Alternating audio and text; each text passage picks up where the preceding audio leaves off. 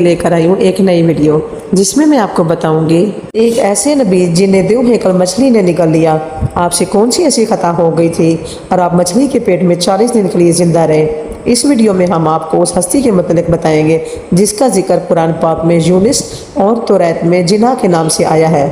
تاریخ میں آشوری قوم ایک عظیم اور طاقتور قوم کی حیثیت سے جانی جاتی ہے جس کا دارالحکومت آشور تھا۔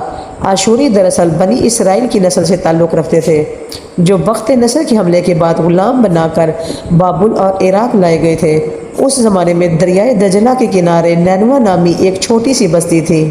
آشور کے کسی بادشاہ نے ایک دیوتا کے نام پر نینوا میں ایک مندر بنوایا۔ رفتہ رفتہ دوسرے بادشاہوں نے بھی مندر اور عمارتیں بنوانا شروع کر دی اور ایک دور ایسا آیا کہ یہ چھوٹا سا علاقہ سلطنت آشوریہ کے عظیم الشان دارالسلطنت میں تبدیل ہو گیا۔ نینوا شہر کے بیچوں بیچ مندر اور شاہی محل تھے جہاں سے آشوری